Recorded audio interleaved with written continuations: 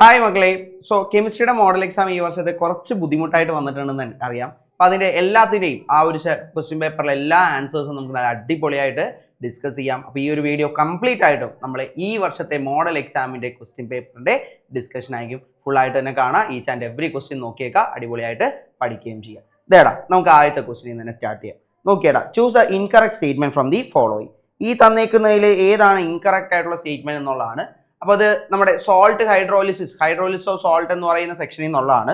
Na2CO3 is A basic salt. അതേപോലെ തന്നെ നമുക്ക് പറഞ്ഞേക്കുന്നത് NH4 is an acidic salt, NaCl undergo salt hydrolysis and KCl is A neutral salt. ഇങ്ങനെ പറഞ്ഞു കഴിയുമ്പോഴത്തേക്കും ഇതിൽ അസിഡിക് ആണോ ബേസിക് ആണോ എന്നൊക്കെ നോക്കണം. അപ്പോൾ നമുക്ക് ബേസിക്കലി വേഗം നോക്കിക്കഴിഞ്ഞാൽ Na2CO3 ആണ് എടുക്കുന്നതെങ്കിൽ ഇതേടാ അതൊരു ബേസിക് സോൾട്ട് തന്നെയാണ്. കാരണം എന്താ, അതിലുള്ള ആസിഡ് എന്ന് പറയുന്നത് H2CO3 ആണ്. ദാറ്റ് ഈസ് കാർബോണിക് ആസിഡും NaOH ആണ് വരുന്നത്. സോ സ്ട്രോങ് ആസിഡ് ആണ് വരുന്നത്, സ്ട്രോങ് ബേസ് ആണ് വരുന്നത്. അതുകൊണ്ട് തന്നെ അവൻ ഒരു ബേസിക് സോൾട്ട് ആണ്, വീക്ക് ആസിഡും ആണ്. അതുകൊണ്ട് ബേസിക് സോൾട്ട് അത് കറക്റ്റ് ആണ് കേട്ടോ. ഇനി NH4Cl എടുക്കുകയാണെങ്കിൽ അതേപോലെ തന്നെ നമ്മൾ നോക്കിക്കഴിഞ്ഞാൽ NH4Clന്റെ കേസിൽ സെയിം ഇതേപോലെ എടുത്തു കഴിഞ്ഞിട്ടുണ്ടെങ്കിൽ അവിടെ വരുന്ന ബേസ് വീക്ക് ആണ്. NH4OH എന്ന് പറഞ്ഞാൽ വീക്ക് ബേസും, പക്ഷേ HCl എന്ന് പറഞ്ഞാൽ സ്ട്രോങ് ആസിഡും ആണ്. അതുകൊണ്ട് തന്നെ അവൻ എന്തായിരിക്കും, ആസിഡിക് സോൾട്ട് ആയിരിക്കും. അത്രയേ ഉള്ളൂ. ഓക്കെ, അതെന്തായിരിക്കും, അസിഡിക് ആണ്. അപ്പം അതും കറക്റ്റ് തന്നെയാണ്. KCl എടുക്കുകയാണെങ്കിലോ NaCl അവിടെ നിൽക്കട്ടെ കേട്ടോ. KCl എന്ന് പറഞ്ഞ ആളെ എടുക്കുകയാണെങ്കിൽ സെയിം ഇതേപോലെ തന്നെ നമ്മൾ നോക്കിക്കഴിഞ്ഞാൽ K എന്ന് പറഞ്ഞു കഴിഞ്ഞാൽ KOH ആണ് ബേസ് വരുന്നത്. Clന്റെ ഒപ്പം H ചേർത്ത് HCl എന്ന് പറഞ്ഞ ആസിഡ് ആണ്. സ്ട്രോങ് ബേസ് ഉണ്ട്, സ്ട്രോങ് ആസിഡ് ഉണ്ട്. അപ്പോൾ വീര്യം കൂടിയ ആസിഡും വീര്യം കൂടിയ ബേസും ആണ് വരുന്നത്. സ്ട്രോങ് ആസിഡ് സ്ട്രോങ് ബേസ് വന്നാൽ ന്യൂട്രൽ ആയിരിക്കും. അപ്പം അതും ശരിയാണ്. ഇങ്ങനെ നോക്കിക്കഴിഞ്ഞിട്ടുണ്ടെങ്കിൽ നമുക്ക് ഈസി ആയിട്ട് നേരെ പറയാം ആ സി ആണ് തെറ്റ് എന്നുള്ളത്. അതെ, ശരിയാണ്, ഓപ്ഷൻ സി തന്നെയാണ്. ബിക്കോസ് NaCl ഒരു ന്യൂട്രൽ സോൾട്ട് ആണ്, സ്ട്രോങ് ബേസും സ്ട്രോങ് ആസിഡും ചേർന്നുള്ളതാണ്. അതുകൊണ്ട് തന്നെ അതിന് ഹൈഡ്രോളിസിസ് എന്ന് പറഞ്ഞ് പറയാനായിട്ട് പറ്റില്ല. അതൊരു ന്യൂട്രൽ സോൾട്ട് ആണ് വരുന്നത്. ഓക്കെ, ഈ രീതിയിലാണ് നമ്മൾ ഓപ്ഷൻ സി ആയിരിക്കും അപ്പോൾ ആൻസർ വരാം കേട്ടോ. ഒന്നാമത്തേൽ. രണ്ടാമത്തെ ക്വസ്റ്റിലോട്ട് പോകാം. ഇതേടാ കുറച്ച് സ്റ്റേറ്റ്മെന്റുകൾ തന്നിട്ടുണ്ട്. അതിൽ ഏതൊക്കെയാണ് കറക്റ്റ്, പ്രസ്താവനകൾ തന്നിട്ട് ഏതാണ് കറക്റ്റ് ആയിട്ടുള്ളത് എന്നുള്ള ചോദിച്ചത്. Which of the following is correct regarding the statement.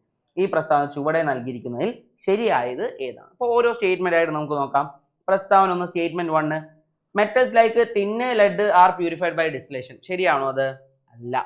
കാരണം ലെഡും ടിൻ എന്ന് പറഞ്ഞാൽ ലോ മെൽറ്റിംഗ് പോയിന്റ് ഉള്ള ആൾക്കാരാണ്, ലോ ബോയിലിംഗ് പോയിന്റ് ഉള്ള ആൾക്കാരാണ് നമ്മൾ ഡിസ്റ്റിലേഷൻ ഉപയോഗിക്കുന്നത്. സിങ്കും മെർക്കുറിക്കൊക്കെയാണ്. ഇവിടെ വരുന്നത് നമുക്ക് ലിക്വേഷൻ എന്ന് പറഞ്ഞ മെത്തേഡാണ്. അപ്പോൾ ഈ ആദ്യത്തെ സ്റ്റേറ്റ്മെന്റ് എന്ന് പറഞ്ഞാൽ റോങ് ആണ്. In electrolytic refining impure metal is taken as cathode എന്നാ പറഞ്ഞേക്കുന്നത് അല്ലെ. ഇംപ്യൂർ മെറ്റലിനെ കാഥോഡായിട്ട് എടുക്കുക എന്ന് പറഞ്ഞിട്ടുണ്ടെങ്കിൽ അത് തെറ്റാണ്. ഇംപ്യൂർ മെറ്റൽ എപ്പോഴും നമ്മൾ ആനോഡായിട്ട് എടുക്കാം. പ്യുവർ മെറ്റലാണ് കാഥോഡ്. അപ്പോൾ അതും റോങ് ആണ് അല്ലെ. വൈദ്യുത വിശ്ലേഷണ ശുദ്ധീകരണത്തിൽ അശുദ്ധ ലോഹത്തെ കാഥോഡായി ഉപയോഗിക്കുന്നു. തെറ്റാണത്. ഓക്കെ, ആ രണ്ട് പ്രസ്താവനകളും തെറ്റാണ്. അപ്പോൾ രണ്ട് പ്രസ്താവനയും തെറ്റായിട്ടുള്ളത് ആകെ ഏത് ഓപ്ഷൻ മാത്രമാണ്? സി അല്ലേ, ഓപ്ഷൻ സി ആയിരിക്കും. അപ്പോൾ മൂന്നാമത്തേലോട്ട് വേണമെങ്കിൽ ഒന്ന് നോക്കാം. when metals with low melting point contain impurities with high melting point, method used is liquation. വളരെ ശരിയാണ്. അവിടെ നമ്മൾ ഉപയോഗിക്കുന്ന ലിക്വേഷൻ ആണ്. ഉരുക്കി വേർതിരിക്കലായിരിക്കും ഉപയോഗിക്കുക, ദ്രവണാങ്കം കുറവാണെങ്കിൽ. അപ്പോൾ ഈ ഒരു കാര്യം കൂടി നോക്കിയേക്കാം, കൃത്യമായിട്ട് പഠിച്ചേക്കാം. ഓക്കെ, അപ്പോൾ പെട്ടെന്ന് നോക്കിക്കഴിഞ്ഞാൽ ഇത്തിരി കൺഫ്യൂസിംഗ് ആയിട്ട് തോന്നുമെങ്കിലും ഇതാണ് അതിൻ്റെ ആൻസർ ആയിട്ട് വരുന്നത് കേട്ടോ. ഇനി അടുത്ത് നോക്കിക്കോണം. ദ റിലേഷൻ ബിറ്റ്വീൻ, ഈ ചോദ്യം ഇത്രയും കൂടി ഒന്ന് ആലോചിച്ചിട്ട് വേണം ചെയ്യാനായിട്ട്. ശ്രദ്ധിക്കാം. The relation between the volume and pressure of a fixed mass of a gas is given. സ്ഥിര താപനിലയിൽ സ്ഥിതി ചെയ്യുന്ന ഒരു നിശ്ചിത മാസ് വാതകത്തിന്റെ വ്യാപ്തവും മർദ്ദവും തമ്മിലുള്ള ബന്ധം ക്രമരഹിതമായി പട്ടികയിൽ ചേർത്തിരിക്കും. അതായത് ഒരു ടേബിളിലായിട്ട് അങ്ങോട്ടും ഇങ്ങോട്ടും ഇന്റർചേഞ്ച് ചെയ്താൽ തന്നേക്കുന്നു. അപ്പോൾ അവിടെ തന്നേക്കുന്ന വാല്യൂസ് ഒന്ന് നോക്കിക്കഴിഞ്ഞാൽ ഇതേടാ, നമ്മൾ നോക്കിക്കഴിഞ്ഞ് കഴിഞ്ഞാൽ പ്രഷറും വോളിയവും ഉണ്ട്. 8 ATM, 2 ATM, 4 ATM, എവിടെയാണെങ്കിൽ 2, 6, 3, 12. ഇതൊക്കെ ഏതൊക്കെയായിരിക്കും ശരിയെന്നുള്ളത്. Choose the correct. എക്സിന് പി ആണോ, വൈക്ക് ക്യൂ ആണോ, എസ് ആണോ, അങ്ങനെ ഏത് ഓപ്ഷൻ ആയിട്ട് നോക്കാം. അപ്പോൾ നമുക്കറിയാവുന്ന കാര്യം എന്താ, സ്ഥിരം കോൺസ്റ്റന്റ് ടെമ്പറേച്ചർ ആണെങ്കിൽ പ്രഷറിൻ്റെയും വോളിയത്തിൻ്റെയും കൂടിയുള്ള പ്രോഡക്റ്റ് എപ്പോഴും കോൺസ്റ്റന്റ് വാല്യൂ ആയിരിക്കണം. അപ്പോൾ ഇവിടെ മൾട്ടിപ്ലൈ ചെയ്ത് കഴിയുമ്പോൾ എല്ലാത്തിനെയും നമ്മളൊന്ന് സെറ്റ് ചെയ്ത് കഴിയുമ്പോഴത്തേക്കും നമുക്ക് ഒരു കോൺസ്റ്റന്റ് വാല്യൂ കിട്ടുന്ന ഏതാണെന്ന് നോക്കിക്കോളാം.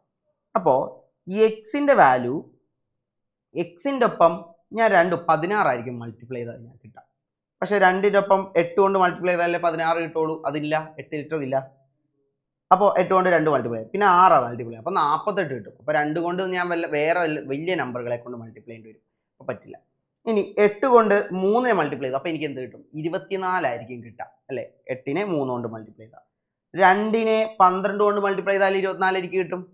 4നെ 6 കൊണ്ട് മൾട്ടിപ്ലൈ ചെയ്താലും എനിക്ക് 24 കിട്ടും ഇല്ലേ? അപ്പോൾ അതാണ്, അങ്ങനെ ഓരോന്നായിട്ട് ഓർഡറിൽ നോക്കണം. അപ്പോൾ എല്ലാത്തിനും നമുക്ക് കോൺസ്റ്റന്റ് ആയിട്ട് ഒറ്റ വാല്യൂ തന്നെ കിട്ടണം, പ്രഷറിന്റെ വോളിയത്തിന്റെയും. അപ്പോൾ ഞാൻ ഒന്നുകൂടി പറയുന്നുണ്ട്, 8ന്റെ ഒപ്പം ഞാൻ 2 കൂട്ടിയാൽ എനിക്ക് 2 കൊണ്ട് മൾട്ടിപ്ലൈ ചെയ്താൽ 16 കിട്ടും. അപ്പോൾ ബാക്കി 2 വെച്ച് മൾട്ടിപ്ലൈ ചെയ്യാനുള്ള ആൾക്കാർ ഇവിടെ ഇല്ല, അപ്പോൾ ഞാൻ അത് പറ്റില്ല എന്ന് വെച്ചു. 6 കൊണ്ട് മൾട്ടിപ്ലൈ 48 ആയിരിക്കും കിട്ടുക. 8 × 6 അതും പറ്റില്ല, കാരണം ബാക്കിയുള്ള നമ്പറുകളെ കൊണ്ട് മൾട്ടിപ്ലൈ ചെയ്യാൻ ബുദ്ധിമുട്ടായിരിക്കും. ഇനി അടുത്തത് നമ്മൾ നോക്കേണ്ടത് എന്താ? 8നെ കൊണ്ട് 3 കൊണ്ട് 24 കിട്ടും. 2നെ കൊണ്ട് 12 മൾട്ടിപ്ലൈ ചെയ്ത് 24 കിട്ടും. 4നെ കൊണ്ട് 6 മൾട്ടിപ്ലൈ ചെയ്ത് കഴിഞ്ഞാൽ 24 കിട്ടും. അപ്പോൾ എല്ലാത്തിൻ്റെയും പ്രോപ്പർ ആയിട്ടുള്ള കോൺസ്റ്റന്റ് വാല്യൂ കിട്ടാനുള്ള വോളിയങ്ങൾ തന്നിട്ടുണ്ട്. അപ്പോൾ അങ്ങനെയായിരിക്കും നമ്മളിതിനെ നോക്കേണ്ടത്. സോ ഏത് ഓപ്ഷൻ ആയിരിക്കും നമ്മൾ എടുക്കുക? അവിടെ 8ന് വരേണ്ടത് ഏതാ? 3ഉം 6ആണ്. എക്സിന് 6 ആയിരിക്കണം. 2 ATMന് വരുന്നത് എസ് ആയിരിക്കണം. 4 ATMന് വരുന്നത് 6 ആയിരിക്കും. അപ്പോൾ RSQ ആയിരിക്കും വരേണ്ടത് അല്ലേ? RSQ എന്ന് പറഞ്ഞ പോയിന്റ് ആയിരിക്കും വരിക. അപ്പോൾ ഈ രീതിയിൽ അതിനെ നോക്കണം. ഇത്രയും കൂടി ബുദ്ധിമുട്ടാണ് ഇത് ആലോചിച്ചെടുക്കാനായിട്ട്, എന്നാൽ ഇതുപോലെ തന്നെ ആലോചിച്ച് നോക്കിയിട്ട് വേണം ചെയ്യാൻ. ഇനി ഇതേടാ വളരെ ഇമ്പോർട്ടൻ്റ് ആയിട്ടുള്ള ഈ വർഷങ്ങളിലെ പാറ്റേണിൽ വന്നേക്കുന്ന ചോദ്യങ്ങളാണ്. The 3s subshell has a higher energy than that of 2p. Assertion reason. The n+1 value of 3s subshell is greater than that of 2p. നമുക്ക് നോക്കാം ശരിയാണോ. 3sന് 2pനേക്കാൾ എനർജി കൂടുതലല്ലേ? കാരണം 1s 2s 2p then 3s അവരാ. ശരിയാണത് അല്ലേ? നമുക്ക് ആദ്യം ഇങ്ങനെ തന്നിട്ടുണ്ടെങ്കിൽ പ്രസ്താവനയും കാരണം തന്ന ആദ്യം ചെയ്യേണ്ട കാര്യം എന്ന് വെച്ച് കഴിഞ്ഞാൽ രണ്ടും ശരിയാണോ തെറ്റാണോ എന്നാണ് ആദ്യം നോക്കേണ്ടത്. എന്നിട്ട് മതി ബാക്കി കാരണമാണോ അല്ലെങ്കിൽ ശരിയാണോ എന്നൊക്കെ നോക്കേണ്ടത് കേട്ടോ. അപ്പോൾ ആദ്യം ട്രൂ ഓർ ഫോൾസ്, ശരിയാണോ തെറ്റാണോ നോക്കാം. n+1 value of 3s subshell is greater than that of 2p. n+n value എന്ന് പറയുന്ന 3sന് വരുമ്പോഴത്തേക്കും നമ്മൾ നോക്കിക്കഴിഞ്ഞാൽ കൂടുതൽ എനർജിയാണ്, അവൻ്റെ ഗ്രേറ്റർ തന്നെയാണ്. അപ്പം അതും ശരി തന്നെയാണ്.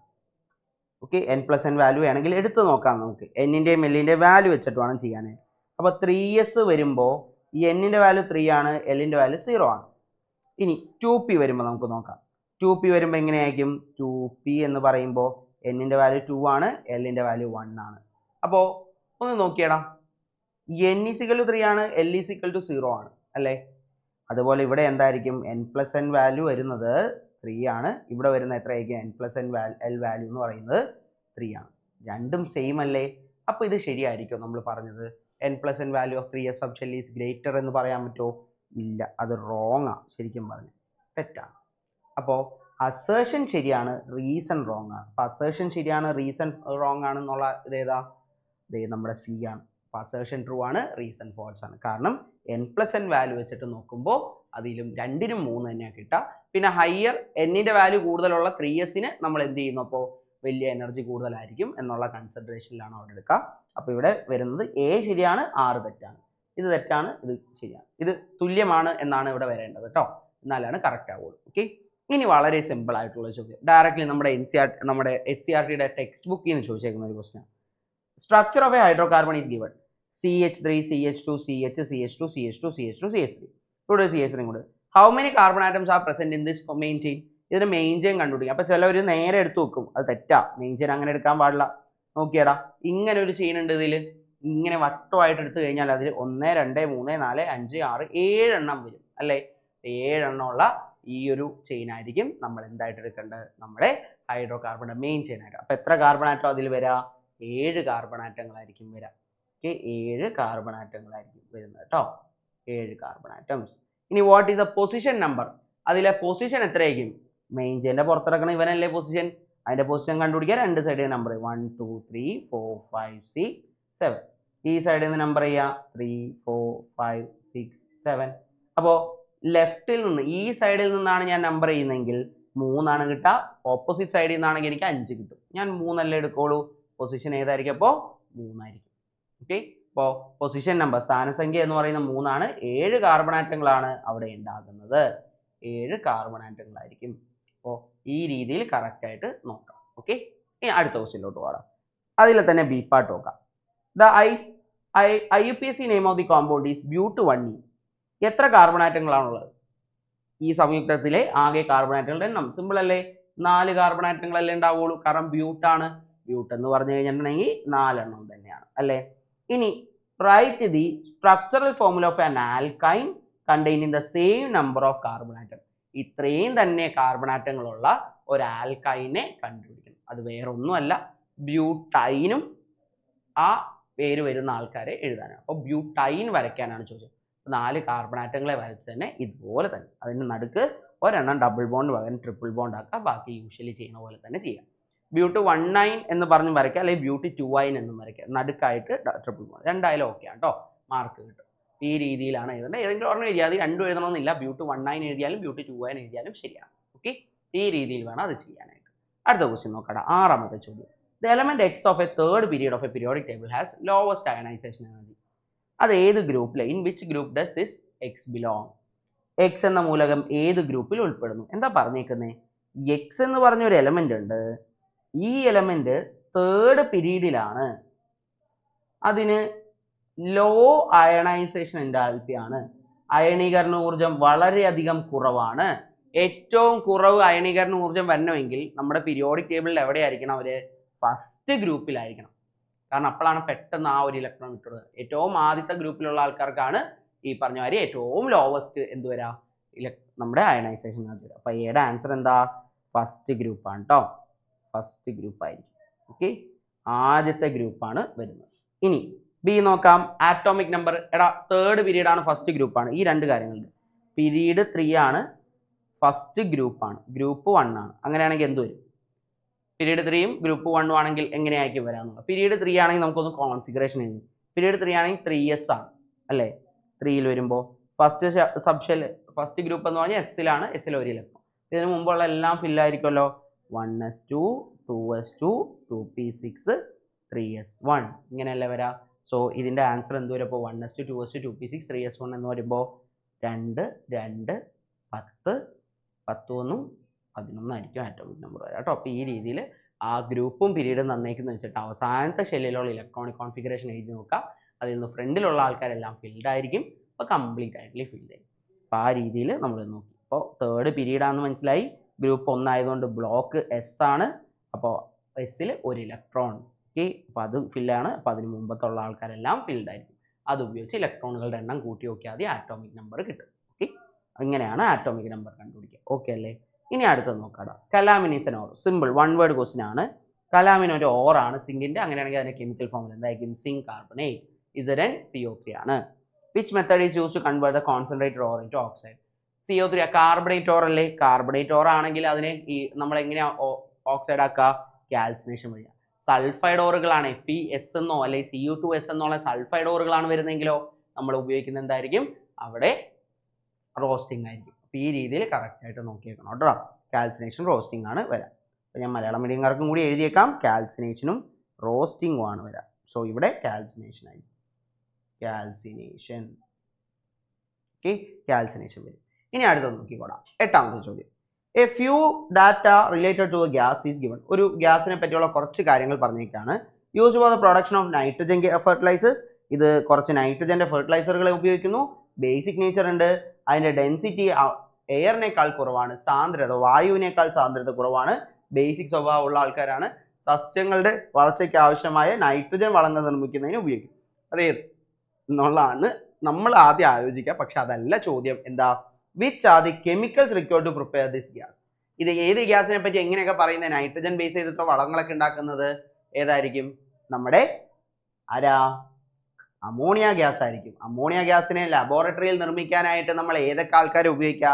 അമോണിയം ക്ലോറൈഡും കാൽസ്യം ഹൈഡ്രോക്സൈഡും. ഇവർ തമ്മിൽ റിയാക്ട് ചെയ്യുമ്പോഴല്ലേ നമുക്ക് അമോണിയ ഗ്യാസ് കിട്ടുക. അതാണ് ആദ്യത്തെ question answer. By what name is the concentrated solution? അതിൽ ഈ അമോണിയ ഗ്യാസിന്റെ തന്നെ കോൺസെൻട്രേറ്റഡ് സൊല്യൂഷനെ നമ്മൾ വിളിക്കുന്ന പേരെന്താ?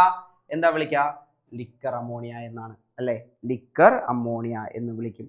ലിക്കർ അമോണിയ കേട്ടോ, ലിക്കർ അമോണിയ.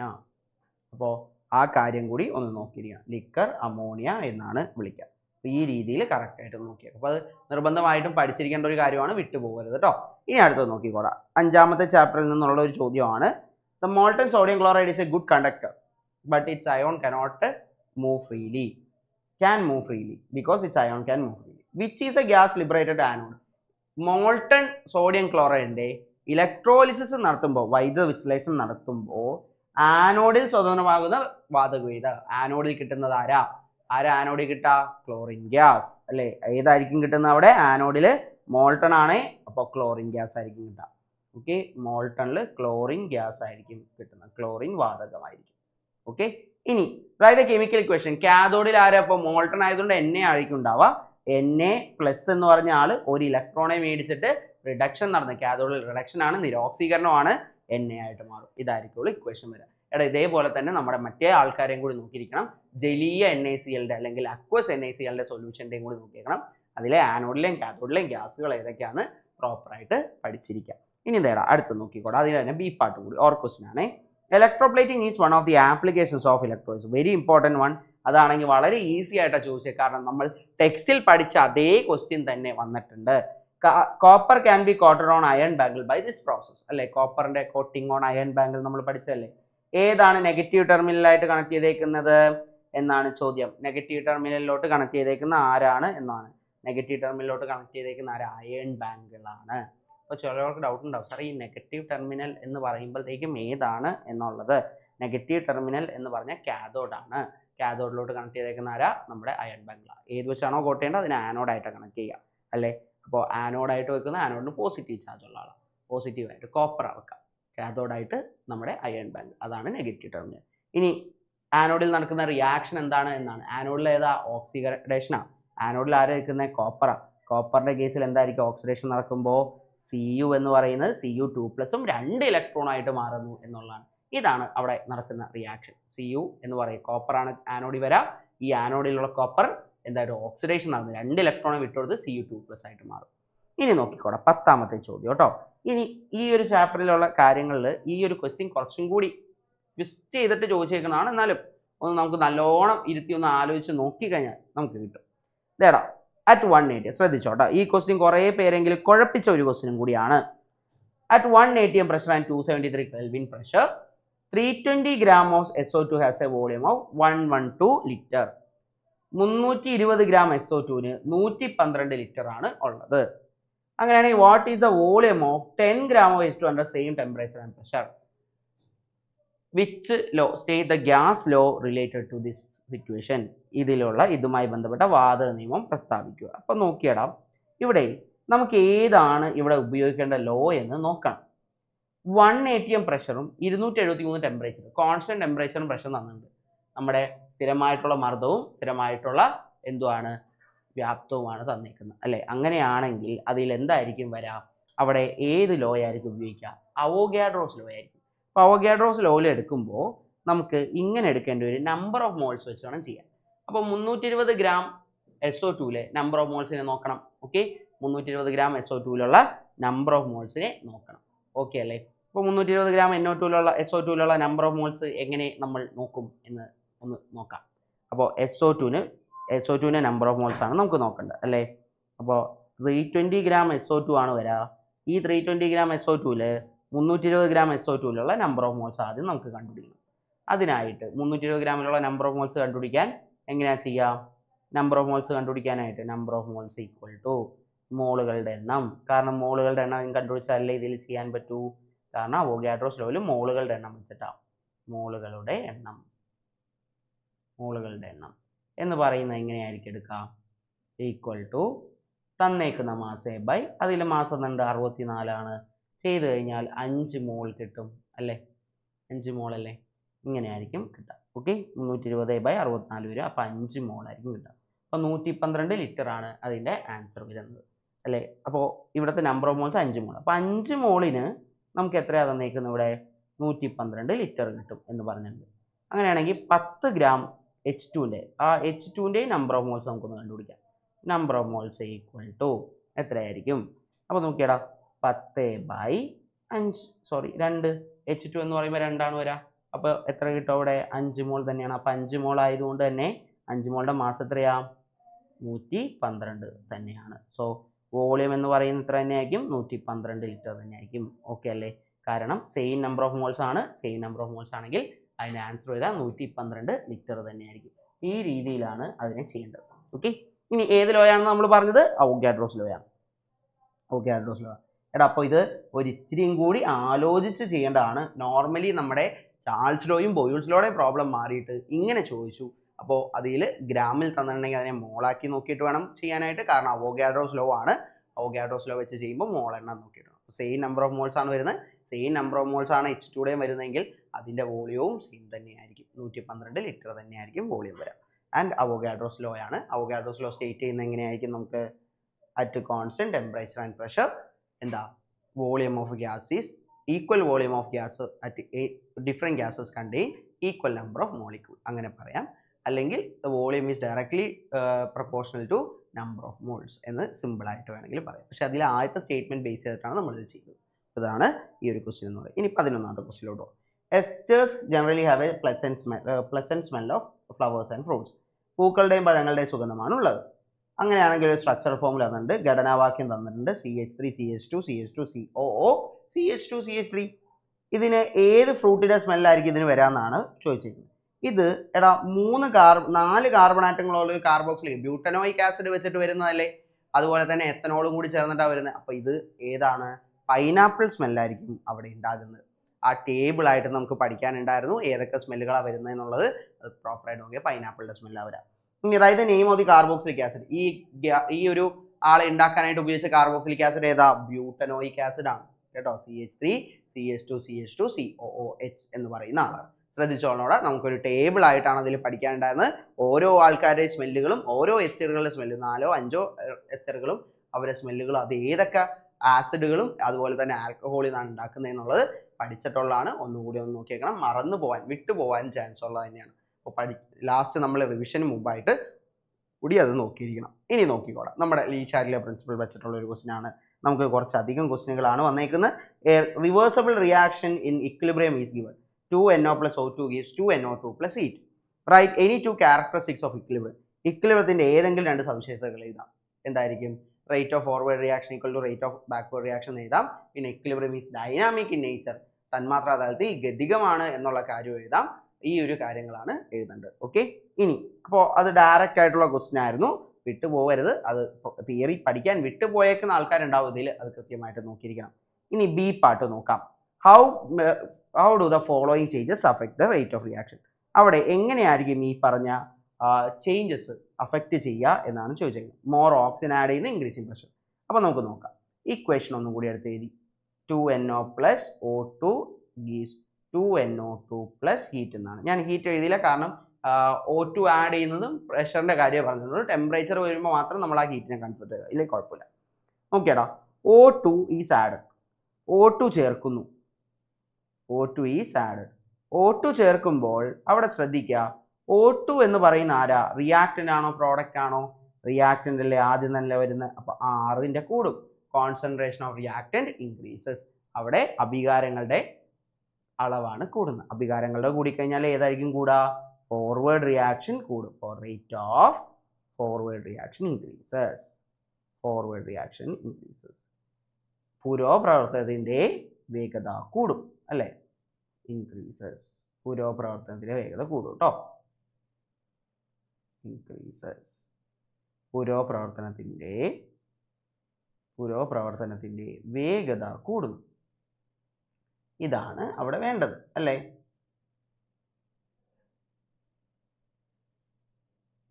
ഇനി അതിൽ തന്നെ ഒരെണ്ണം കൂടി ഉണ്ടല്ലോ, ഇൻക്രീസിങ് പ്രഷർ. പ്രഷർ കൂടുന്ന കാര്യം ചോദിച്ചിട്ടുണ്ടല്ലോ. ഞാനിവിടെ എഴുതുന്നുണ്ട് ഇൻക്രീസിങ് പ്രഷർ കൂട്ടുന്നു. അപ്പോൾ നോക്കുക, പ്രഷർ കൂട്ടുമ്പോൾ മർദ്ദം കൂട്ടുന്നു എന്ന് പറഞ്ഞു കഴിഞ്ഞാൽ വേറെ ഒന്നും നോക്കണ്ട. എന്താ? നമ്മൾ നമ്പർ ഓഫ് മോൾസ് നോക്കണം. അപ്പോൾ 2NO + O2 gives 2NO2. ഞാൻ നോക്കി, ഫ്രണ്ടിൽ ഇവിടെ 3 എണ്ണമാണ്, ഇവിടെ 2 എണ്ണമാണ്. അപ്പോൾ നമ്പർ ഓഫ് മോൾസ് എന്താ? കുറയാണ്. ഇവിടെ എന്താ? കൂടുകയാണ്. 2ൽ നിന്ന് 3 വരുമ്പോൾ. സോ ഇവിടെ നമുക്ക് പറഞ്ഞിരിക്കുന്ന പ്രഷർ കൂട്ടുക. പ്രഷർ കൂട്ടിയ നമ്പർ ഓഫ് മോൾസ് കുറയ്ക്കണം. അപ്പോൾ ഫോർവേഡ് റിയാക്ഷൻ അല്ലേ കുറയുന്നത്, അതിൻ്റെ റേറ്റ് കൂടും. So rate of forward reaction increases എന്ന് എഴുതാം. Forward reaction increases.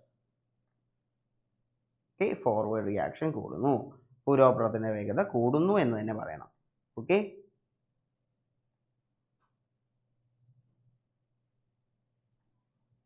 വേഗത കൂടുന്നു.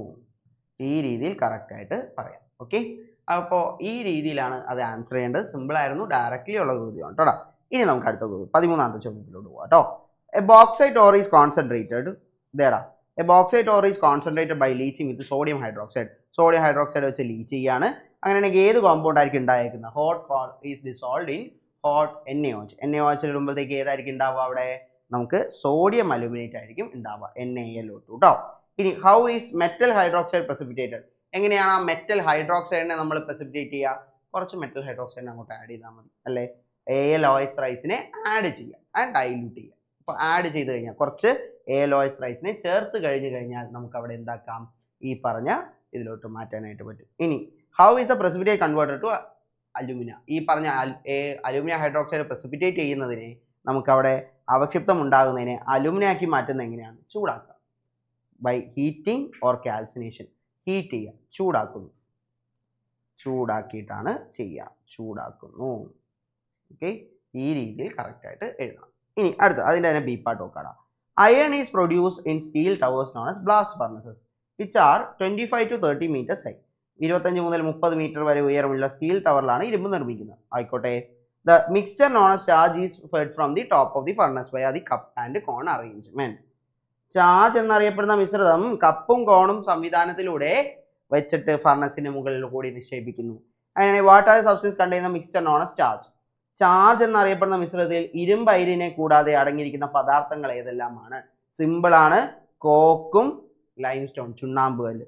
ഓക്കെ, ചുണ്ണാമ്പുകല്ലും ലൈംസ്റ്റോണും ആണ്, ലൈംസ്റ്റോണും കോക്കും ആണ്. കോക്കും അതുപോലെ തന്നെ ചുണ്ണാമ്പുകല്ലുമാണ് വരുന്നത് കേട്ടോ. ഇനി അടുത്തത് വരുന്നത് എന്താ? ഇവിടെ which compound act as a reducing agent? Simple one, ഇത് നമ്മൾ പഠിച്ചുകൊണ്ടേയിരിക്കുന്ന കാര്യമാണ്. റെഡ്യൂസിങ് ഏജന്റ് എന്ന് പറയുന്ന അയൺ എക്സ്ട്രാക്ഷൻ ആരാ? കാർബൺ മോണോക്സൈഡ് ആണ്, CO ആണ്. ഇനി chemical equation for the reduction of iron ore. അയണോറിന്റെ റിഡക്ഷന്റെ ഇക്വേഷൻ ആണ് എഴുതാൻ പറഞ്ഞിരിക്കുന്നത്. സോ Fe2O3 പ്ലസ് ആ റിഡക്ഷന്റെ ഇക്വേഷൻ ഏതോ റെഡ്യൂസിങ് ഏജന്റ് ആയിട്ടുള്ള CO ആയിട്ടുള്ള റിയാക്ഷൻ കേട്ടോ. 3CO gives 2Fe plus 3CO2. ഇതായിരിക്കുള്ളൂ അവിടുത്തെ ഇക്വേഷൻ വരെ. ഈ രീതിയിൽ കറക്റ്റ് ആയിട്ട് എഴുതാം. ഇതേടാ അടുത്ത ക്വസ്റ്റ്യൻ ആണ് ഇത്തിരിയും കൂടി പണിയായിട്ടുള്ള. അപ്പോൾ ഇത് ഒരു ഇച്ചിരി കൂടി ഐഡിയ വെച്ചിട്ട് നിങ്ങൾ ചെയ്യേണ്ടത് തന്നെയാണ്. അപ്പോൾ മേ ബി ചിലപ്പോൾ എല്ലാവർക്കും കിട്ടിയിട്ടുണ്ടാവില്ല. ചിലർ കുറച്ചൊക്കെ ഒന്ന് ഊഹാപോഹം വെച്ചിട്ട് ഇങ്ങനെ ആയിരിക്കാം എന്നൊക്കെ പറഞ്ഞ് എഴുതിയിട്ടുണ്ടാവും. അപ്പോൾ ബേസിക് ഐഡിയ ഇതാണ്. നോക്കാം നമുക്ക് ആ question. Some galvanic cells and their cell voltages are given below, given in a table, analyse them. കുറച്ച് അനലൈസ് ചെയ്യണം, എന്നിട്ടാണ് അതിന്റെ ആൻസറുകൾ എഴുതാനായിട്ട് പറഞ്ഞിരിക്കുന്നത് അല്ലേ. അപ്പോൾ അതേടാ നോക്കിക്കോ. ഇവിടെ Zn gives Cu ഗാൽവാനിക് സെല്ലിൽ 1.0 വോൾട്ട് ആണ് വരിക, 1.1 വോൾട്ട് ആണ്. Alഉം Cuം കൂടി ഉള്ളതിന് 2 വോൾട്ട് ആണ് വരിക. MgCuന് 2.72 ആണ് വരിക. അത്രയും വോൾട്ടേജ് വരും. ഇലക്ട്രോഡായി ഉപയോഗിച്ചിരിക്കുന്നതിൽ റിഡോക്സ് പ്രവർത്തനങ്ങളിൽ ഏർപ്പെട്ട് ഓക്സീകരണപ്പെടാനുള്ള പ്രവണത കൂടിയ ലോഹം ഏതാണ്? ഇതിൽ ഏത് ലോഹത്തിനാണ് ഏറ്റവും കൂടുതൽ? എടാ ഓക്സിഡേഷൻ നടക്കാൻ ഏറ്റവും കൂടുതൽ പ്രവണത കൂടുതൽ റിയാക്ടിവിറ്റി ഉള്ള ആൾക്കാരായിരിക്കും. ഇപ്പൊ ഇവിടെ തന്നേക്കുന്ന ആരൊക്കെ ഉണ്ട്? സിങ്ക് ഉണ്ട്, കോപ്പർ ഉണ്ട്, അലൂമിനിയം ഉണ്ട്, Mg ഉണ്ട്, മെഗ്നീഷ്യം ഉണ്ട്. അതിൽ ഏറ്റവും കൂടുതൽ റിയാക്ടിവിറ്റി ഉള്ളതെന്ന് പറഞ്ഞാൽ, അല്ലെങ്കിൽ ഏറ്റവും കൂടുതൽ ഓക്സീകരണം നടക്കാൻ ചാൻസ് ഉള്ളത് ഏറ്റവും റിയാക്ടിവിറ്റി സീരീസിൽ മുകളിൽ കിടക്കുന്ന ആൾക്കാരാണ്. അതായത് ആരാ? Mgക്കാണ് അല്ലെ. ഇവിടെ ഏറ്റവും വലുതെന്ന് പറയുന്നത് Mg ആയിരിക്കും. സോ Mgക്കാണ് കൂടുതൽ പ്രവണതയുള്ള ഓക്സിഡേഷന്, കാരണം അയാളുടെ ക്രിയാശീലം വളരെയധികം കൂടുതലാണ്. ഇനി if a galvanic cell is construct, അതുപോലെ തന്നെ മുകളിലുമാണ് കിടക്കുന്നത്, അതുകൊണ്ടാണ്. Using magnesium and zinc electrode, from which metal to which metal is the direction of electron flow? എവിടെ നിന്ന് എങ്ങോട്ടായിരിക്കും? അപ്പോൾ ഞാൻ ആദ്യം തന്നെ പറയാം. അപ്പോൾ കൂടുതൽ റിയാക്ടിവിറ്റി ഉള്ള ആൾ ഇപ്പോൾ എന്തേ ചെയ്യുന്നുള്ളൂ? അവിടെ ഓക്സിഡേഷൻ നടക്കുക. ഓക്സിഡേഷൻ സമയത്ത് എന്താ ചെയ്യുക? ഇലക്ട്രോണെ വിട്ടുകൊടുക്കും. അപ്പോൾ മെഗ്നീഷ്യവും മെഗ്നീഷ്യവും സിങ്കും തമ്മിലാണ് വരുന്നത് അല്ലേ. മെഗ്നീഷ്യവും സിങ്കും തമ്മിലാണ് നമ്മുടെ ഗാൽവാനിക് സെൽ ഉണ്ടാക്കുന്നത്. അപ്പോൾ ഇവിടെ കൂടുതൽ റിയാക്ടിവിറ്റി ആരാ? മെഗ്നീഷ്യം അല്ലേ. മെഗ്നീഷ്യം അപ്പോൾ എന്ത് പോവും? ഓക്സിഡേഷന് പോവും. ഓക്സിഡേഷന് പോകുന്നത് കൊണ്ട് തന്നെ അവൻ എന്ത് ചെയ്യും? ഇലക്ട്രോണെ വിട്ടുകൊടുക്കും. ഈ ഇലക്ട്രോൺ ആര് എടുക്കും? സിങ്ക് റിഡക്ഷൻ ആണ്, നിരോക്സീകരണം നടക്കുന്ന ആളാണ്. അപ്പോൾ അവിടെ എന്ത് നടക്കുന്നുണ്ടാവും? സിങ്ക് ആ ഇലക്ട്രോണെ മേടിക്കുക. അപ്പോൾ എവിടെ നിന്ന് എങ്ങോട്ടാണ് പോകുന്ന ഇലക്ട്രോണുകൾ? മെഗ്നീഷ്യത്തിൽ നിന്നും സിങ്കിലോട്ടാണ് ഇലക്ട്രോൺ മൂവ് ചെയ്യുന്നത്. So Mg2 magnesium to zinc ആയിരിക്കും വരാം. ഓക്കെ, ഓക്സിഡേഷൻ നടക്കുന്ന സ്ഥലത്തിൽ നിന്നും റിഡക്ഷൻ നടക്കുന്ന സ്ഥലത്തോട്ടാണ് ഇലക്ട്രോണുകൾ മൂവ് ചെയ്യുക. അപ്പോൾ ഇങ്ങനെ ആയിരിക്കും കേട്ടോ വരാം. ഈ രീതിയിലാണ് വരിക. അതിന് കാരണം കൂടുതൽ Mg സിങ്കും കൂടിയുള്ള ഗാൽവാനിക് സെല്ലിൽ കൂടുതൽ റിയാക്ടിവിറ്റി ഉള്ള Mgക്കാണ്. അവൻ ഓക്സിഡേഷന് പോകും. അപ്പോൾ ഇലക്ട്രോണെ വിട്ടുകൊടുക്കും. ആ വിട്ടുകൊടുക്കുന്ന ഇലക്ട്രോൺ ആണ് ആരെടുക്കുന്നത്?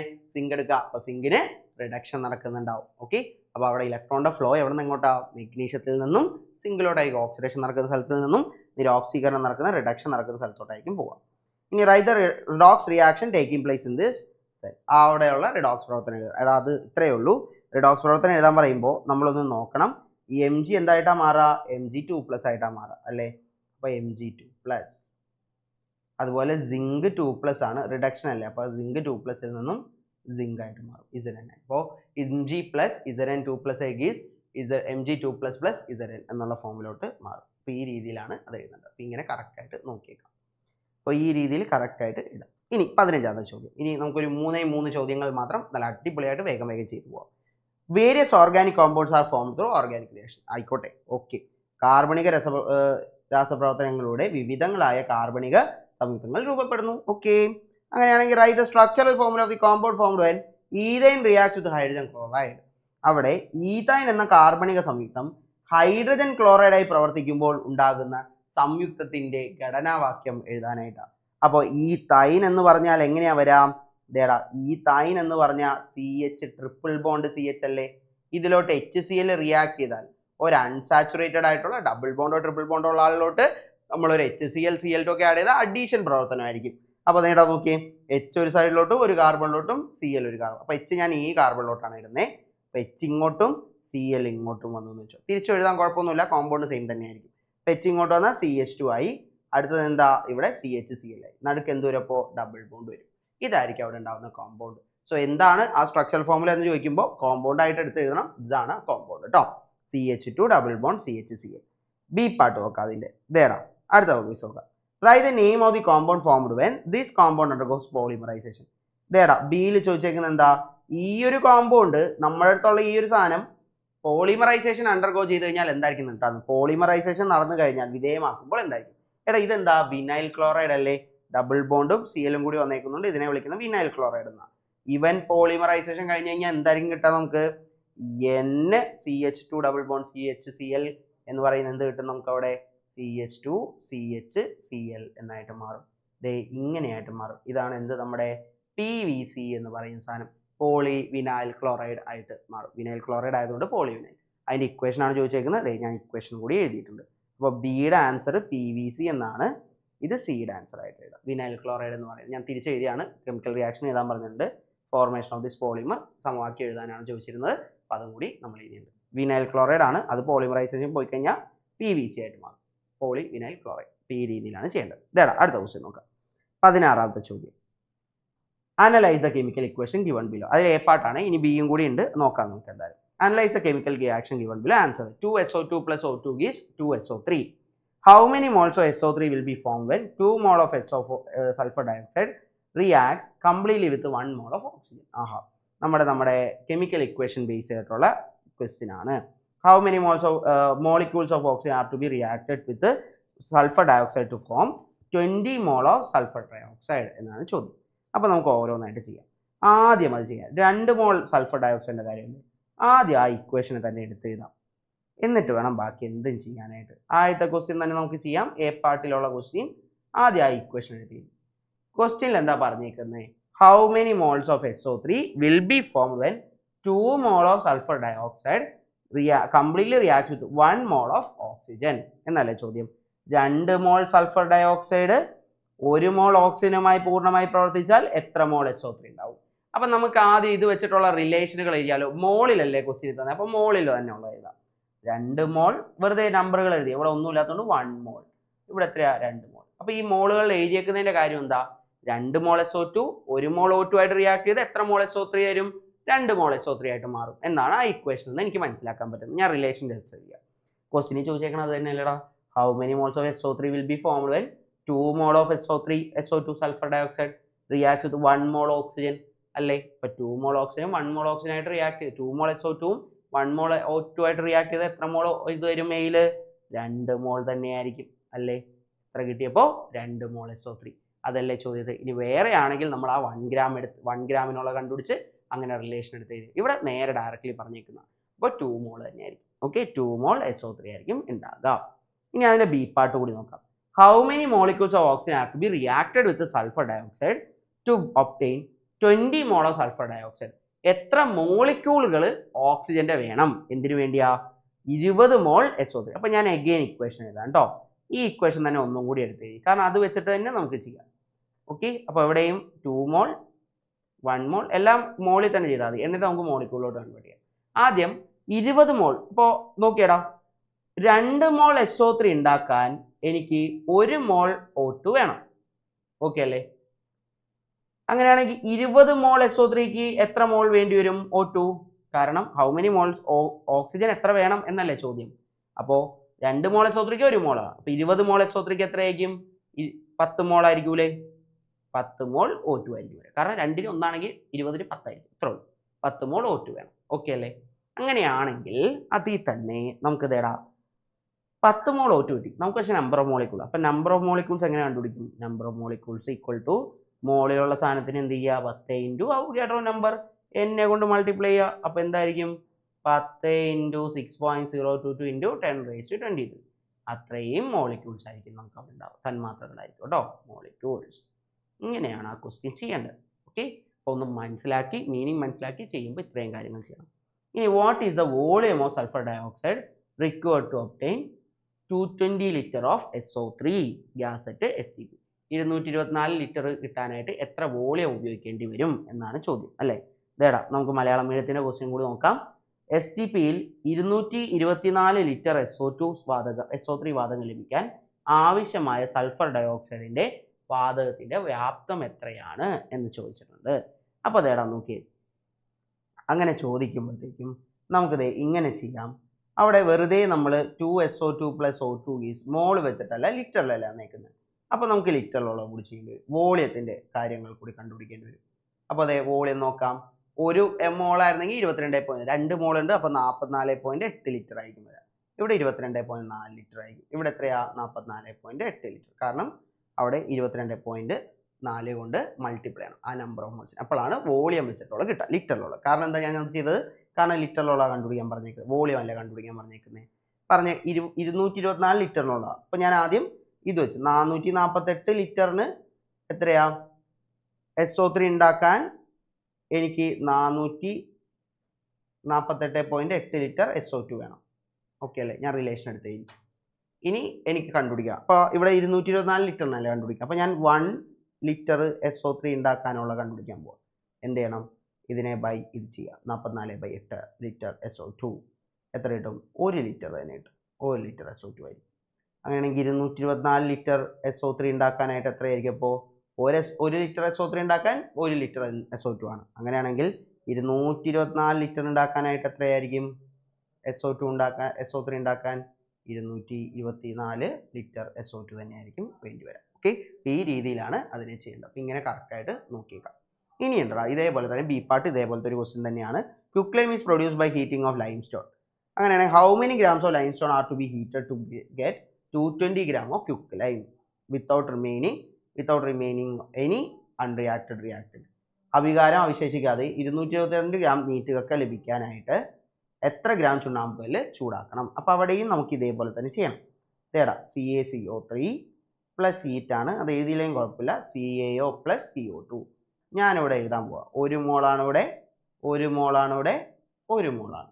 അപ്പോൾ ചെയ്ത് കഴിഞ്ഞാൽ ഇതിൻ്റെയൊക്കെ മാസ് വെച്ചിട്ട് തന്നെ ചെയ്യുക. കാരണം ഹൗ മെനി ഗ്രാംസ് അല്ലേ വെച്ചേക്കുന്നത്? 1 മോളായതുകൊണ്ട് 100 ഗ്രാം. ഇതെത്രയാ? 56 ഗ്രാം. ഓൾറെഡി ക്വസ്റ്റ്യൻ തന്നിട്ടുണ്ട്.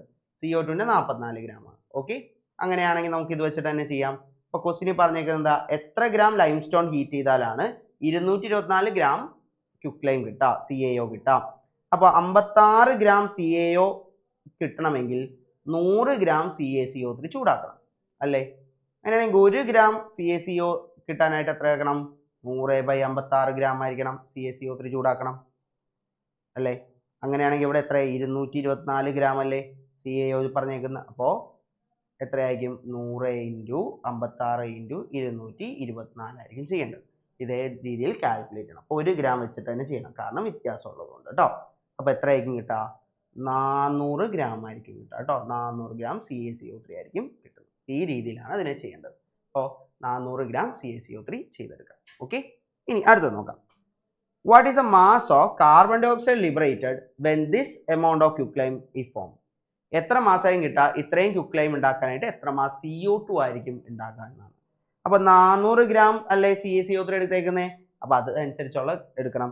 അപ്പോൾ അതേടാ നോക്കിയിടാം. ഇവിടെയും അതേപോലെ തന്നെ ചെയ്യാം. CaO plus CO2.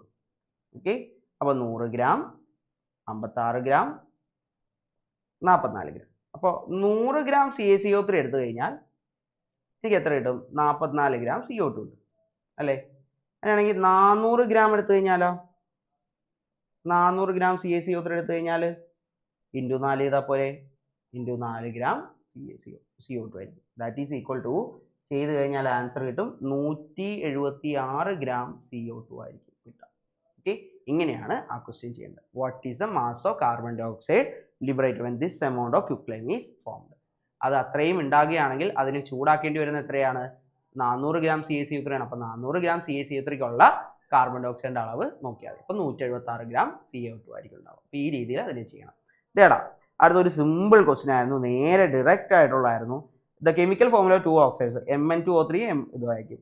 In which compound shows manganese shows +4 oxidation? Manganese +4 ഓക്സീകരണാവസ്ഥ കാണിക്കുന്ന ഏതിലാണ്? സിമ്പിൾ ആയിട്ട് നമുക്ക് ചെയ്തു നോക്കാമല്ലോ.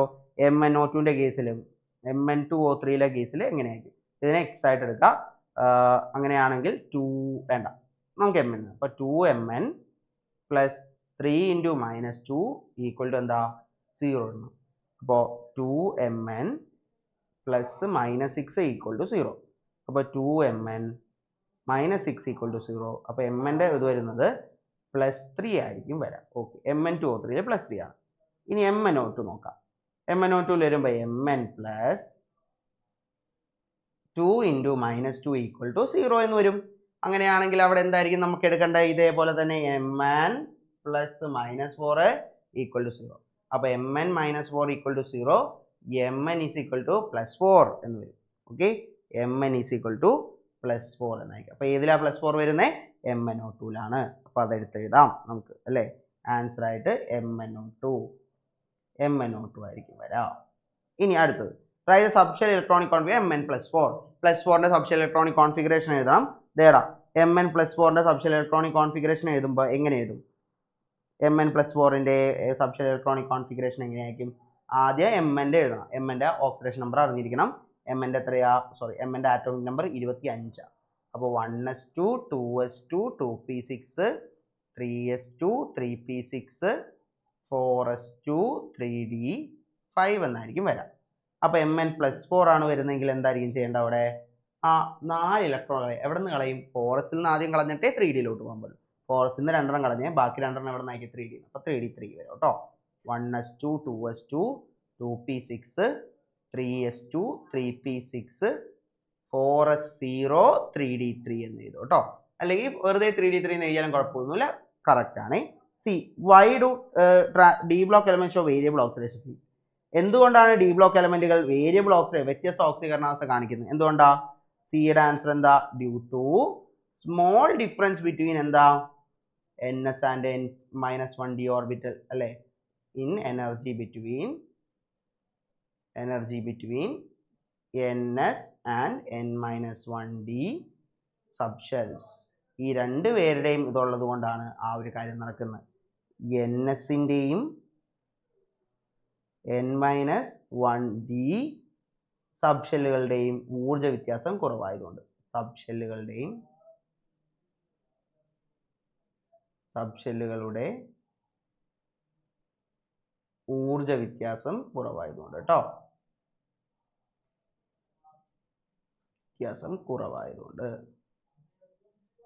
കുറവായത് കൊണ്ട്. ഓക്കെ, ഈ രീതിയിൽ കറക്റ്റ് ആയിട്ട് എഴുതിക്കോളാം. ഓക്കെ അല്ലേ? സെറ്റാണല്ലോ. സിമ്പിൾ ക്വസ്റ്റ്യൻ ആയിരുന്നു, നേരെ എഴുതാം കേട്ടോ. ദേടാ ലാസ്റ്റ് ആൻഡ് ഫൈനൽ 2 ക്വസ്റ്റ്യനുകൾ കൂടിയാണ് അതിലുള്ളത്. നമുക്ക് നോക്കാം. ദേടാ ഈ ഒരു ക്വസ്റ്റ്യനും കൂടി നോക്കാം. The compound X belongs to ether family. അതൊരു ഈതർ സംയുക്തമാണ്. ഈതർ കുടുംബത്തിൽ ഉൾപ്പെടുന്ന ഒരു സംയുക്തമാണ് എക്സ് എന്ന് പറയുന്നത്. ഇതിൽ ഈതർ ലിങ്കേജിൽ ഇരുവശത്തും ഓരോ ഈതൈൽ ഗ്രൂപ്പാണ്.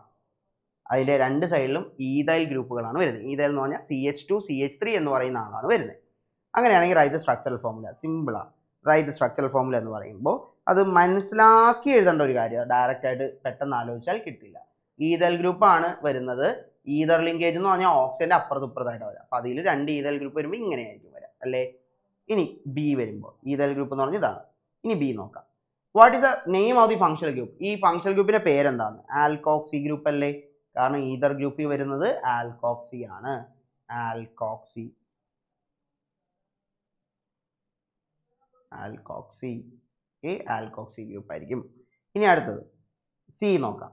അതായത് സ്ട്രക്ചറൽ ഫോമുല IUPAC മെറ്റാമർ വരയ്ക്കുമ്പോൾ എങ്ങനെ അയക്കണം? ആ ഓയിനെ ഒന്ന് തെറ്റിച്ച് വരയ്ക്കുക, രണ്ട് സൈഡിലുള്ള കാർബൺ ആറ്റങ്ങളെ മാറ്റി. അപ്പോൾ CH3O CH2 CH2 CH3. ഇതിന്റെ പേര് എന്ത് വരും ഒന്നും കൂടി എഴുതണം. IUPAC നെയിം എന്തായിരിക്കും അതിന്റെ പേര് എഴുതുക?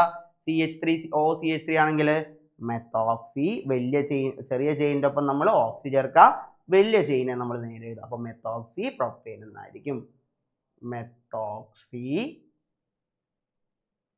Propane, methoxy propane. ഓക്കെ അല്ലേ? ഇനി ഡി പാർട്ടും കൂടി ഉണ്ട്. ഡി എന്താ? അതായത് സ്ട്രക്ചർ ഫോമുല കോമ്പൗണ്ട് ഹാവിന്റെ സെയിം മോളിക്കുലർ പക്ഷേ ഡിഫറെന്റ് ഫങ്ഷണൽ ഗ്രൂപ്പ്. അതിന്റെ സെയിം മോളിക്കുലർ ഫോമുല ആയിരിക്കണം, പക്ഷേ ഡിഫറെന്റ് ഫങ്ഷണൽ ഗ്രൂപ്പ് ആയിരിക്കണം. ഒരേ തന്മാത്രാ സൂത്രം ഉള്ളതും ഫങ്ഷണൽ ഗ്രൂപ്പ് വ്യത്യസ്തമായിട്ടാണ്. അതായത് ഫങ്ഷണൽ ഐസോമറിനെ വരയ്ക്കാനാ ഈതറിന്റെ ഫങ്ഷണൽ ഐസോമർ എന്തായിരിക്കണം? ആൽക്കഹോൾ ആക്കി വേണം വരയ്ക്കാൻ. 4 കാർബൺ ആറ്റങ്ങളുള്ള ആൽക്കഹോൾ CH3 ബ്യൂട്ടനോൾ ആയിരിക്കണം വരയ്ക്കേണ്ടത്. CH2 CH2OH എന്നായിരിക്കണം. ഓക്കെ, ഈ രീതിയിൽ കറക്റ്റ് ആയിട്ട് വരച്ചേക്കാം. അപ്പോൾ ഇങ്ങനെയാണ് നമ്മൾ വരയ്ക്കേണ്ടത്. എടാ ഇതിൽ സ്ട്രക്ചറൽ ഫോമുല എന്ന് പറയുമ്പോഴും കണ്ടൻസ് ഫോമുല വരച്ചാൽ നിങ്ങൾക്ക് മാർക്ക് കിട്ടും. ഇങ്ങനെ വരച്ചാൽ മതി. ഈ രീതിയിൽ കറക്റ്റ് ചെയ്തു. ഇതെടാ ഇതിൻ്റെ തന്നെ ബി പാർട്ടും കൂടി നമുക്ക് നോക്കാം. അപ്പോൾ ബ്യൂട്ടനോൾ ആയിരുന്നു ഇതിൻ്റെ ആൻസർ വരാം. CH2 CH2 CH2OH എന്നായിരിക്കും വരാം. ഓക്കെ, ബ്യൂട്ടനോൾ ആക്കി വരയ്ക്കാം. ഇനി അടുത്തത് നോക്കാം. അതിൽ തന്നെ ബി പാർട്ട് കൂടി നോക്കാം. X and Y are two organic compounds having with the different functional groups and their molecular formula is C5H10O. അങ്ങനെയാണെങ്കിൽ write the structural formula X having CHO as the functional group. അതിൽ CHO ആണ് functional group. CHO functional ഗ്രൂപ്പുള്ള X എന്ന് പറഞ്ഞ സംയുക്തത്തിനെ ഘടനാവാക്യം എഴുതുക. അതേടാ നമുക്ക് നോക്കാം. CHO ഒരു ഗ്രൂപ്പ് ഉണ്ട് എന്ന് മനസ്സിലായി. 5 കാർബൺ ആറ്റങ്ങളുണ്ട്. അപ്പോൾ 5 കാർബൺ ആറ്റങ്ങളെ ആദ്യം വരച്ചു. C5H10 അല്ലേ? ഇനി അതിൽ അറ്റത്തൊരെണ്ണം CHO ആക്കി വരച്ചു, കാരണം അത് ഉണ്ടെന്ന് പറഞ്ഞിട്ടുണ്ട്. ബാക്കി നമുക്ക് വേറെ ഒന്നും പറഞ്ഞിട്ടില്ലാത്തതുകൊണ്ട് അതിൻ്റെ ഇടയിൽ സിംഗിൾ ബോണ്ട് ആക്കി വരയ്ക്കാം. ഇനി എന്താ? അതിലെ ഹൈഡ്രജൻ ആറ്റം. അപ്പോൾ CH3 ആയിരിക്കും, ഇവിടെ CH2 ആയിരിക്കും, ഇവിടെ CH2 ആയിരിക്കും, ഇവിടെ CH2 ആയിരിക്കും. ഇതായിരിക്കും വരാം. പെൻഡനാൽ എന്ന് പറഞ്ഞ സാധനമായിരിക്കും വരുന്നത് കേട്ടോ. ഇനി what name are the containing this generally called as. ഇങ്ങനെ CHO ഫങ്ഷണൽ ഗ്രൂപ്പ് വരുന്ന ആൾക്കാരെ, ഈ ഫങ്ഷണൽ ഗ്രൂപ്പ് ഉൾപ്പെടുന്ന സംയുക്തങ്ങളെ പൊതുവെ വിളിക്കുന്ന പേരെന്താണ്? പേരറിയപ്പെടുന്നു ആൽഡിഹൈഡ്സ് അല്ലേ? CHO ഗ്രൂപ്പ് വന്നാൽ വിളിക്കുന്ന പേരെന്താ? ആൽഡിഹൈഡുകൾ എന്നാണ്. ആൽഡിഹൈഡുകൾ. അപ്പോൾ അത് കറക്റ്റ് ആയിട്ട് നോക്കിക്കോളണം കേട്ടോ. ആൽഡിഹൈഡുകളാണ്. ഓക്കെ, ആൽഡിഹൈഡുകൾ എന്ന് വിളിക്കും. ഓക്കെ, ആൽഡിഹൈഡ്സ് എന്ന് വിളിക്കും കേട്ടോ. ഇനി അടുത്ത സി പാർട്ട് കൂടി നോക്കാം. അതായത് സ്ട്രക്ചറൽ കോമ്പൗണ്ട് ഓഫ് Y. അപ്പോൾ Y എന്ന് പറയുന്ന ആരായിരിക്കും? ആൽഡിഹൈഡുകളുടെ ഫങ്ഷണൽ ഐസോമർ ആയിട്ട് വരുന്നത് എന്താ? Yയുടെ ഫങ്ഷണൽ ഐസോമർ എന്ന് പറഞ്ഞാൽ CO ഗ്രൂപ്പ്, കീറ്റോൺ ഗ്രൂപ്പ് ആയിരിക്കണം. അപ്പോൾ അത് CH3 CO CH2 CH2 CH3 ഇങ്ങനെയാക്കി വരാം. 5 കാർബൺ ആറ്റം, ഒരെണ്ണം CO വന്നു. ഓക്കെ, ഇനി അടുത്തത് എന്താ? ഡിയുടെ ആൻസറും കൂടി നോക്കാമല്ലോ. പൊസിഷൻ ഐസോമർ വരയ്ക്കണം. പൊസിഷൻ ഐസോമർ വരയ്ക്കാൻ പറഞ്ഞാൽ ഒന്നുമില്ല, CO-നെ ഒന്ന് തെറ്റിച്ച് വരയ്ക്കാം. CH3 CH2 CO CH2 CH3 ഇങ്ങനെയായിരിക്കും വരുന്നത്. അപ്പോൾ ഈ രീതിയിൽ കറക്റ്റായിട്ട് വരയ്ക്കാം. ഈ രീതിയിൽ തന്നെ സൂപ്പറായിട്ട് കാര്യങ്ങൾ ചെയ്യാം. അപ്പോൾ ആൽഡിഹൈഡുകൾ വരുന്ന കാര്യവും ഈ പറഞ്ഞ രീതിയിൽ കറക്റ്റായിട്ട് നോക്കിയാൽ. അപ്പോൾ ഇത്രയും ക്വസ്റ്റ്യനുകളാണ് നമുക്ക് ഈ ഒരു ഇതിൽ വരുന്നത്. എനിക്കറിയാം കുറേ പേർക്കെങ്കിലും ഭയങ്കര ബുദ്ധിമുട്ടായിട്ട് വന്നൊരു എക്സാം കൂടിയാണ് മോഡൽ എക്സാമിൻ്റെ എന്ന്. പക്ഷെ അതൊരു നല്ലതാണ്, കാരണം നിങ്ങൾക്ക് ഈ പാറ്റേണുള്ള ചോദ്യങ്ങളും പുതിയ രീതിയിലുള്ള ചോദ്യങ്ങളും നിങ്ങൾക്ക് ഇപ്പോൾ മനസ്സിലായിട്ടുണ്ടാവും. അപ്പോൾ ഇതിൽ മാർക്കുകൾ കുറയുക അല്ലെങ്കിൽ അത് സൊല്യൂഷൻ കിട്ടാനുള്ള എന്നുള്ള കാര്യങ്ങളിലോട്ട് മനസ്സിലായില്ല സാർ, ഒറ്റയടിക്ക് എഴുതാൻ പറ്റിയില്ല, അങ്ങനെയുള്ള വിഷമങ്ങളൊന്നും വേണ്ട. ഫോക്കസ് ചെയ്ത് മര്യാദയ്ക്ക് അതിൻ്റെ ആൻസർ എന്താണെന്ന് പഠിച്ചിരിക്കുക, അടുത്തത് അത് എങ്ങനെയാണ് വന്നതെന്ന് മനസ്സിലാക്കി വെക്കുക, എന്നിട്ട് ബാക്കിയുള്ള കാര്യങ്ങൾ തിയറിയിലോട്ട് കൂടുതൽ ഫോക്കസ് ചെയ്യുക. അല്ലാതെ ഈ ഒരു ക്വസ്റ്റ്യന് കിട്ടിയില്ല, ആ ഒരു ക്വസ്റ്റ്യൻ കിട്ടിയില്ല എന്ന് പറഞ്ഞാൽ അതിൽ മാത്രം ഒബ്സസീവ്ലി ഫോക്കസ് ചെയ്യാതെ സൂപ്പറായിട്ട് കാര്യങ്ങൾ പഠിച്ചിരിക്കുന്നത് നല്ലോണം ഫോക്കസ് ചെയ്യുക. ഒന്നും കൂടി എല്ലാ കാര്യങ്ങളും നോക്കുക, ലെറ്റേഴ്സും നോക്കുക. നിങ്ങൾക്ക് നല്ല രീതിയിൽ എഴുതാനായിട്ട് പറ്റും. ബോർഡ് എക്സാമുകൾ ഇത്രയും ബുദ്ധിമുട്ടിലോട്ട് നിങ്ങൾക്ക് ഒരിക്കലും വരാൻ പോകുന്നില്ല. സൂപ്പറായിട്ട് കാര്യങ്ങൾ ചെയ്താൽ മതി. അപ്പോൾ നല്ല അടിപൊളിയായിട്ട് ഈ ക്വസ്റ്റ്യനുകളുടെ എല്ലാത്തിൻ്റെയും ആൻസറുകൾ നോക്കി സൂപ്പറായിട്ട് ചെയ്യുക എല്ലാവരും. ഓക്കെ.